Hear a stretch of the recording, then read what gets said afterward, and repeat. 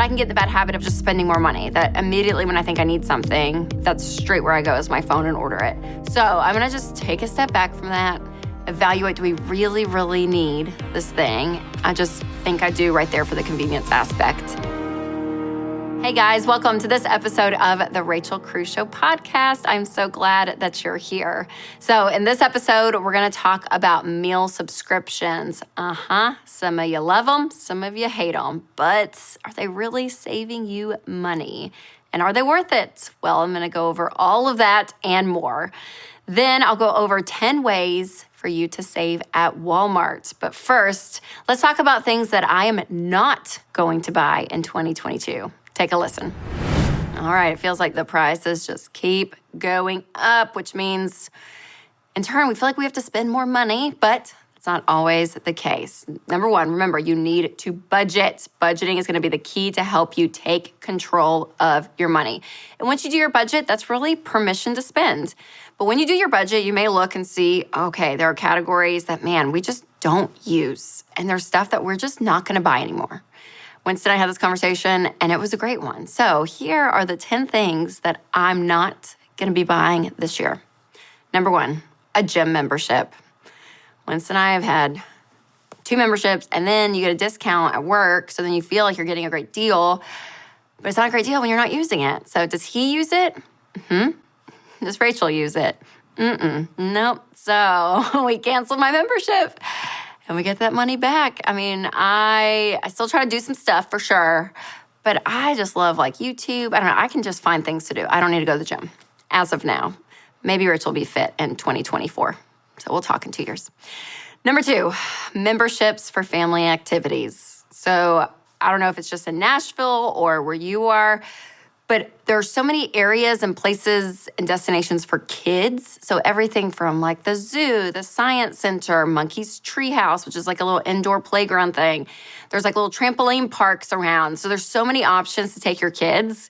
And whenever I go to somewhere new, I feel like I get suckered in to buying a membership because I do the math and I'm like, oh, I mean, if we only go 8 times in 1 year, then for sure it's gonna pay for the membership. It's worth it, it's worth it. And I tend to say that a lot. And now that I've looked back, I'm like, I've signed up for some memberships that we only went back like 2 or 3 times last year, and we could have just paid out of pocket and it would have been cheaper. So I'm gonna relook those memberships. Number 3, I'm not gonna buy clothes and makeup just because they're on sale. I do enjoy shopping, and I do get suckered into when I see something like 40% off, I'm like, oh, well, I'm gonna buy it. But I don't need it.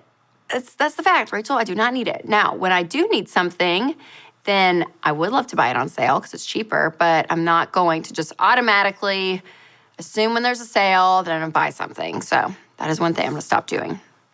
All right, number 4, high-end or customized skincare products. I know, it's just, I don't know, you guys, it's just not my jam right now in life. 2020 was like the year of skincare for Rachel.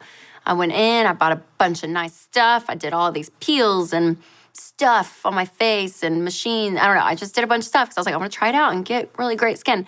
And it was great, I'm not mad at it at all. But in 2021, I didn't do any of that. And I just washed my face if I did that every night. And I do have a great moisturizer and sunscreen, a few things.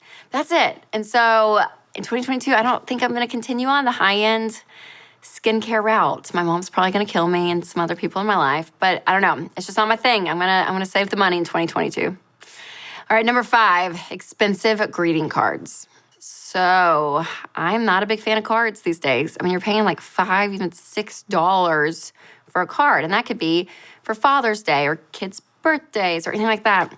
Construction paper folded over with a nice note is about what I do. And if we have family that's having birthdays, you know, or some kind of celebration, I let my kids do the cards. So they actually make their own cards and then just give it to the person. And it's great. So it's a lot sweeter and you save money.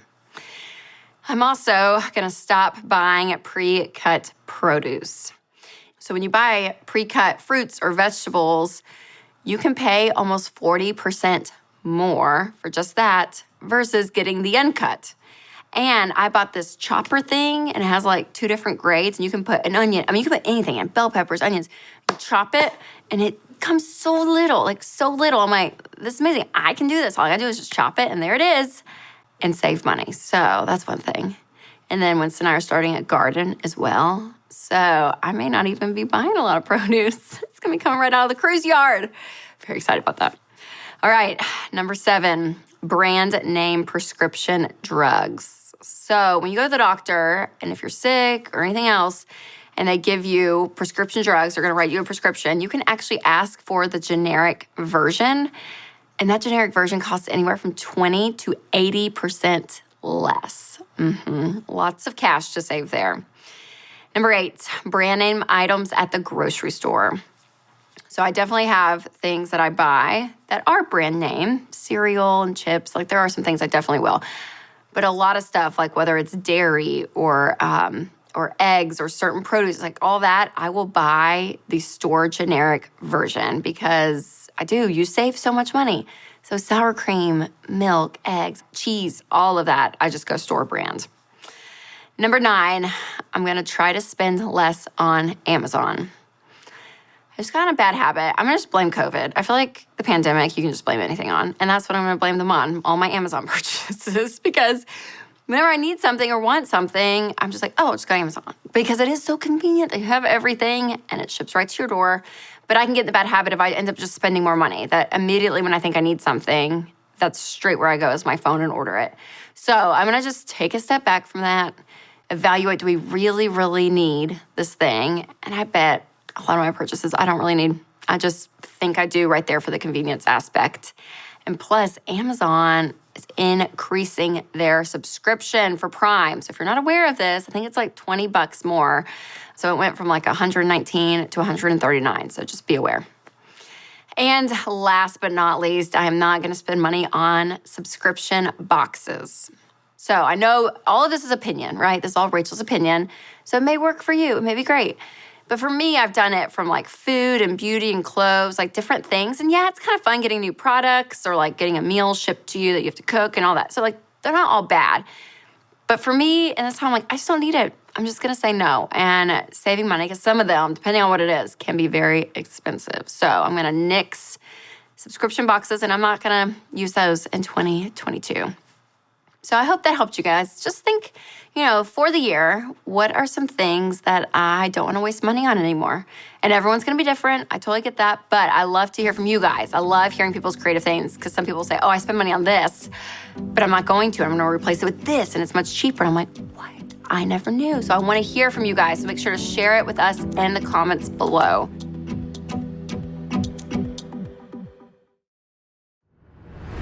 Today, we're going to be talking about how to save money at Walmart.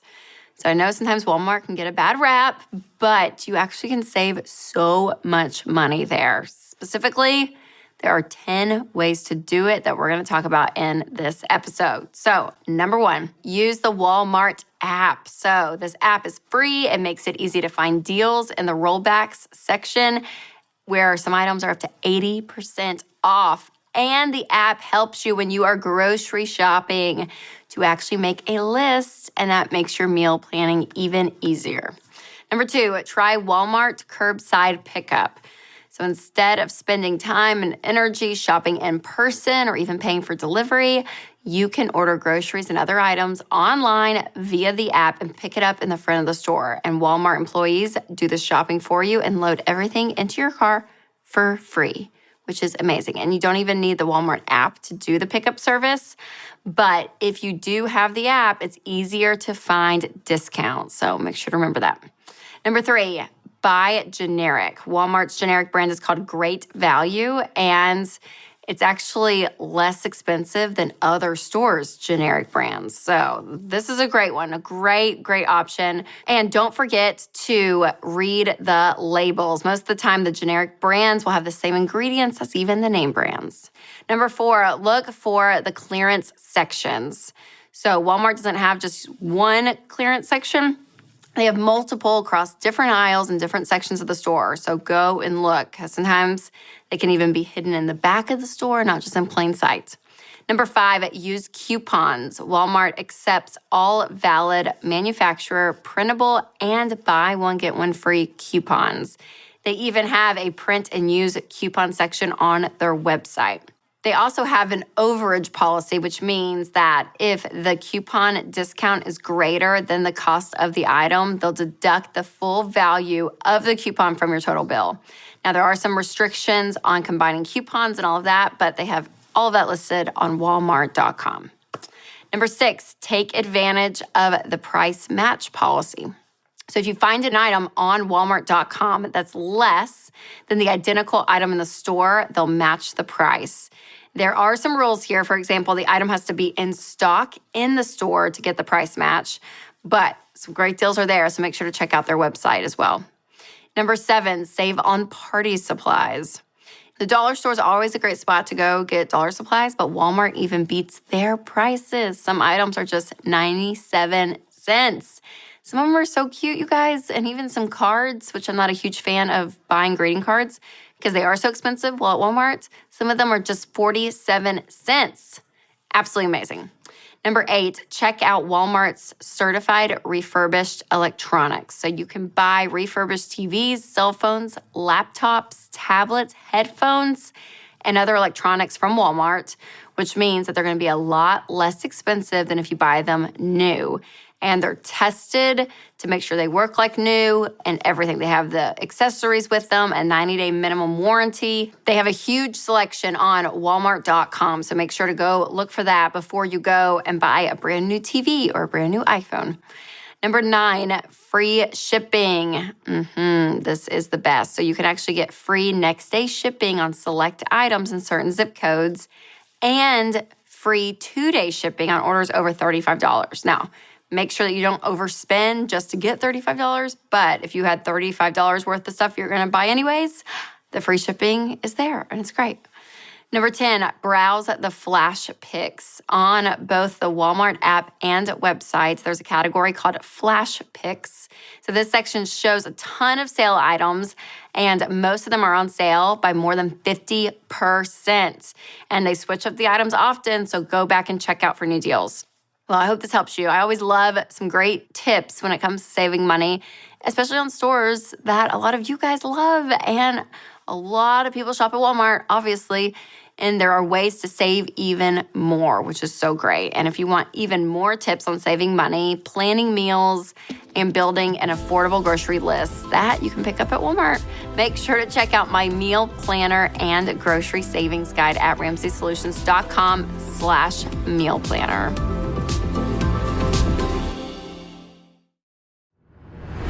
Today, we're going to talk all about meal subscriptions. Yep. Are they worth it? Does it make sense to have one? Are they a waste of money? Are they budget friendly? All the questions we're going to answer on today's episode. But first and foremost, those of you that are not familiar with meal subscriptions or, meal kit delivery services, here is how they work. So you sign up for a plan with a certain number of meals per week. You can choose which meals you want to make, and then they deliver all the pre-portioned ingredients that you're going to need, along with the recipe, to your door in a box. And that's it. Sounds great. It's awesome. They can be a little pricey, so we're going to break down some of the most popular meal subscriptions. First up is HelloFresh. So the minimum number of meals that you can get is 2 meals for 2 people per week, which is going to be $11.99. Or you can order up to 6 meals for 4 people per week. That ends up being $7.99 per serving. And they have 6 different food preferences that you can choose from, like different settings, whether it's like gluten-free or vegan or all of it. So it's great. That's awesome. Next is Blue Apron. So this is a minimum number of meals you can get is 2 meals for 2 people per week, which is $9.99 per serving. And for the signature plan, you can order up to 4 meals for 4 people, which ends up being $7.49 per serving. And they have 3 different food preference settings that you can choose from. There's also Home Chef. And this one, you can't really see all the different plan options on their website unless you sign in and have the subscription. But from the research I did, generally speaking, it's about $8.99 per serving that can be ordered in 2, 4, or 6 serving plans. So the minimum weekly order value is $49.95, which means you have to spend at least that much each week. And they have a new menu, though, of different recipes every week for all different dietary preferences. There's also Every Plate, and this is a minimum number of meals you can get is 3 meals for 2 people a week, which is $5.89 per serving. You can order up to 5 meals for 4 people at $4.99 per serving. And they have 4 different food preference settings that you can choose from. And there are fewer recipes on this one, but it's also less expensive. So that's the good thing. Okay, let's figure out if a meal subscription is worth it for you. Here are some pros to think about. You save a lot of time and a lot of planning, which is great when you're really busy. Like, it just shows up there at your front porch, and you're like, oh, it's all pre-portioned out, and it's great. Also, if you're in a week that you're like, man, we're out to eat every week, or we have stuff going on, you can actually pause your plan if you don't want to receive something in a given week. They also help you with portion control, not wasting food. So the cruises, we are the worst at this. It's like you buy some food and then it goes bad because you don't eat it and you're like, dang it. So again, this is all pre-portioned out. So you're using everything that you're buying. And if you tend to go out to eat a lot, then it can help you cut back again on just whether it's the ingredients or portion control, all of it. Here are some cons to think about. Some of these meal plans, cost per meal is the same as going out to eat, and you're doing the cooking.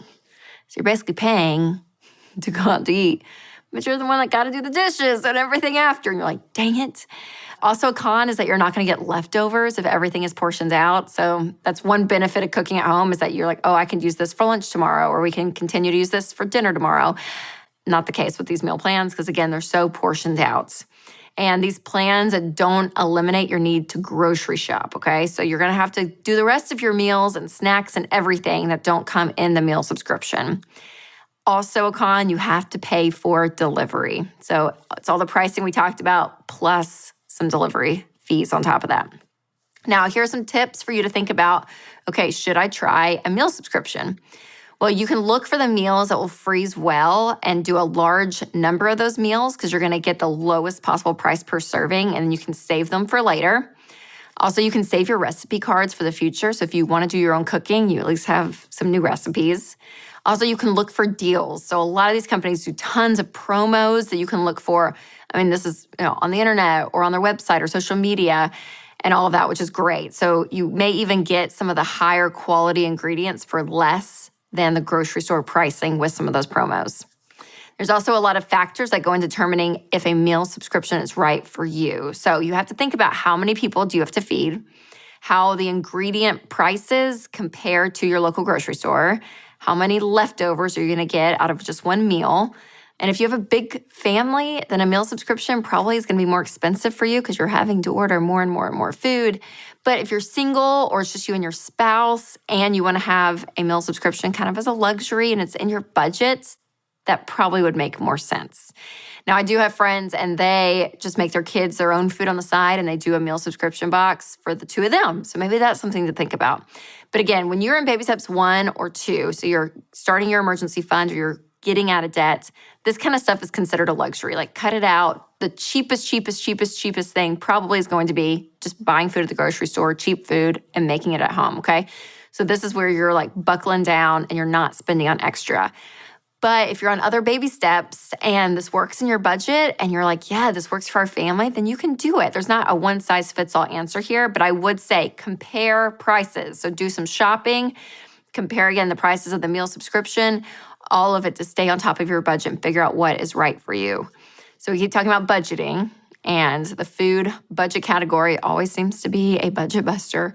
But having an app like EveryDollar to help you budget is gonna make things very simple and very easy because it does the math all for you. So by making and sticking to your monthly budget, it's one of the best things you can do Well, hopefully that helps you guys figure out if the meal subscriptions are worth it for you and your budget. And I hope this episode helped you when it comes to your money. Thank you guys so much for listening. And if you have not subscribed to this podcast, make sure to hit the follow button. And if the Spirit leads, you can leave a review. As always, make sure to take control of your money and create a life you love.